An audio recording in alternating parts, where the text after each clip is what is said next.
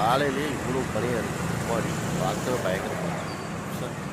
எந்த கொடுமையாக இருக்குது. அப்பா 7 மணி ஆயிடுச்சு, இன்னும் பனி இப்படி மூட்டமாக இருக்குது.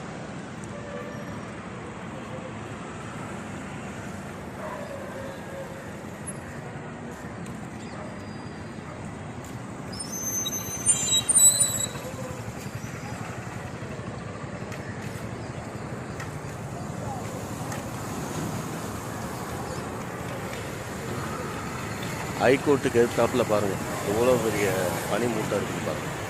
காலையில் மணி 7 மணி தாண்டிடுச்சு, இவ்வளோ பெரிய பனியாக இருக்குது. பனி இருக்குது, பட் ஆனால் உடம்புல வந்து குளிர் தெரியல. அப்படிப்பட்ட ஒரு